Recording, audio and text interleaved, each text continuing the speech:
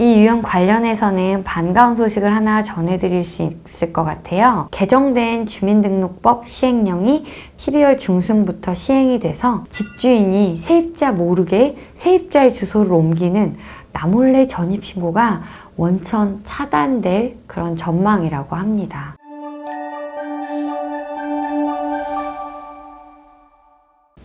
안녕하세요. 낭만로이어 서민 변호사입니다. 오늘은 지난 영상에서 다 설명드리지 못한 전세 사기 유형에 대해 설명드리는 시간을 가져보겠습니다. 지난 영상에서는 깡통 전세, 신탁 사기, 월세 계약을 전세 계약으로 속여 전세금을 가로채는 사기 세 가지 유형에 대해서 말씀을 드렸는데요. 오늘은 전세 계약 당일 임대인을 변경하고 주택담보대출을 실행하는 유형, 임대인에게 미납한 국세나 임금 채권이 있는 유형, 세입자의 전출 신고 후에 벌어지는 전세 사기 유형, 이 세 가지에 대해서 추가적으로 알아보겠습니다. 먼저 설명드릴 전세 사기는 전세 계약 당일 임대인을 변경하고 주택담보대출을 실행하는 유형입니다. 대항력이라고 많이들 들어보셨죠? 아주 쉽게 설명하면 세입자가 권리를 주장할 수 있는 힘이라고 생각하시면 돼요. 그런데 이 대항력은 조금 특이하게 세입자가 전입신고를 한 다음 날 0시부터 효력이 발생합니다. 예를 들어 6월 30일에 입주를 하고 전입신고를 했다면 7월 1일 0시에 대항력이 생기는 거죠.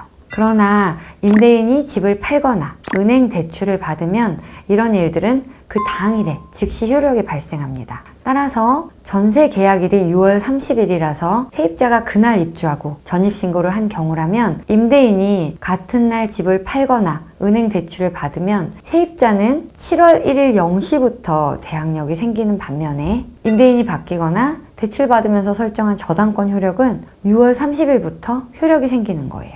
이게 주택 임대차 보호법의 큰 맹점인데 이를 악용하는 임대인들이 바로 이 점을 이용해서 사기 행각을 벌이는 겁니다. 이렇게 되면 바뀐 임대인에게 세입자가 권리 주장을 하지 못하거나 나중에 경매에 넘어가서 우선순위를 다툴 때 세입자의 보증금보다 임대인이 설정한 저당권이 먼저 보호받게 될 수 있습니다. 하지만 조금 번거로워도 예방할 수 있는 방법이 다 있습니다. 전세 계약 당일에 잔금 치르기 전에요. 등기부 등본을 다시 한번 더 확인해 보는 방법입니다. 다시 한번 떼어달라고 요청을 해보세요. 만약 임대인을 변경하는 내용이나 근저당권 설정 등의 등기가 접수가 되어 있다면 이 등기부 등본에 신청사건 처리 중으로 기재가 되기 때문에 이 경우에는 잔금을 치르지 마시고 어떤 등기가 접수되어 있는지 먼저 확인을 해보셔야 합니다. 그리고 또 계약서를 쓸 때 다음과 같은 특약사항을 넣는 방법이 있습니다. 계약기간 중 임대인이 변경될 계획이 있는 경우 임차인에게 반드시 통보하고 이를 어길 시 임대차 계약이 해지되어 기존 임대인이 즉시 보증금을 반환한다. 계약 후 임대인이 주택을 담보로 대출을 받을 경우 임대차 계약이 해지되고 임대인은 즉시 보증금을 반환한다. 이 정도 특약은 아주 상식적인 수준의 요구이기 때문에 거절을 할 경우에는 계약 진행을 다시 한번 생각해 보시는 게 좋을 것 같습니다. 이걸로도 불안하시다면 전세권을 설정하는 방법이 있습니다. 요즘 확정일자를 받아놓는 것만으로도 불안해서 전세권 설정 등기까지 하는 비중이 제법 늘고 있다고 하는데요. 확정일자만 받아놓는 경우와 차이를 말씀드리자면 확정일자만 받아놨을 경우에는 보증금 반환 청구 소송에서 승소를 해야 경매 신청을 할 수 있는 반면 전세권 설정 등기는 바로 경매를 실행할 수 있다는 점에서 더 효과적이라고 할 수 있습니다. 아까 말씀드린 전세금 반환 청구 소송을 해야 한다고 했잖아요. 보통 1년 정도 걸릴 수가 있습니다. 하지만 전세권 설정 등기라고 다 좋은 건 아니고요. 이걸 하려면 임대인의 동의가 반드시 필요하고 또 등기를 하는데 비용이 제법 들 수 있다는 점도 꼭 기억하셔야 합니다. 다음으로 설명드릴 전세 사기 유형은 임대인이 세금을 밀리거나 근로자들의 임금 지급이 밀린 경우입니다. 우리가 계약을 체결하기 전에 등기부 등본을 꼼꼼히 살펴봐도 명확히 드러나지 않는 선순위 권리가 있습니다. 무시무시한 세금, 그리고 임금 채권인데요. 이러한 것들은 세입자의 확정일자를 따지지 않고 그것보다 무조건 앞서서 먼저 보호받는 경우도 있고 세입자의 확정일자보다 앞서 있을 경우에만 먼저 보호받을 수 있는 경우도 있기 때문에 어느 게 더 우선하는지는 전문가의 조언을 받아서 꼼꼼히 따져보실 것을 권해드립니다.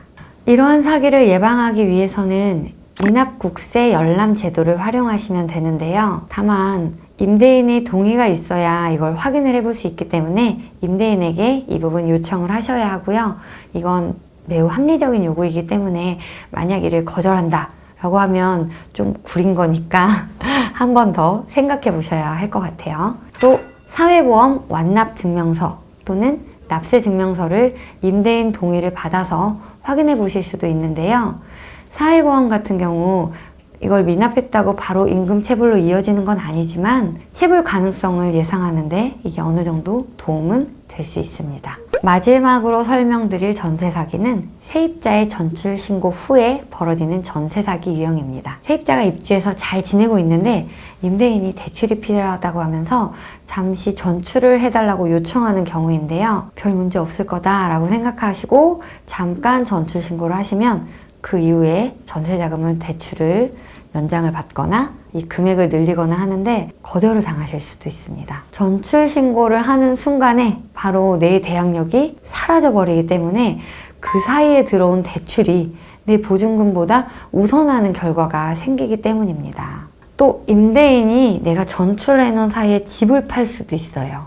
그러면 소유권이 다른 사람한테 넘어가고 나는 그때 대항력이 없는 상태였기 때문에 새로운 집주인이 나가라고 하면 그 사람한테 대항력을 주장할 수 없어서 보호받기 어려워집니다. 그렇기 때문에 나의 대항력을 잘 유지해서 피 같은 내 보증금을 지켜내시려면 임대인이 전출 신고를 부탁할 경우에는 아무리 사정을 해도 반드시 거절하시는 게 좋습니다.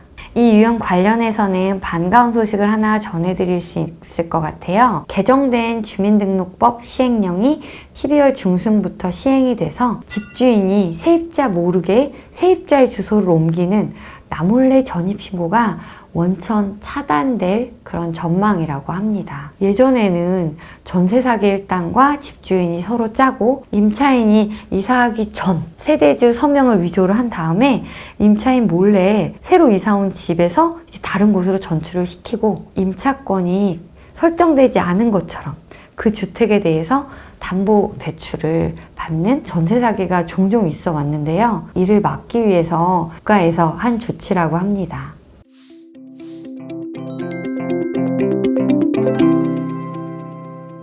오늘은 또 다른 전세 사기 유형 및 사전 예방법에 대해서 알아봤습니다. 보증금은 나와 내 가족의 주거권과 직결되고 거의 전 재산에 해당하는 아주 중요한 권리인 만큼 번거롭더라도 세입자 스스로 더 똑똑하게 대비해서 전세 사기에 휘말리는 안타까운 사고 발생이 줄어들었으면 하는 바람입니다. 오늘 영상이 재밌거나 유익하셨다면 구독, 좋아요 부탁드립니다. 감사합니다.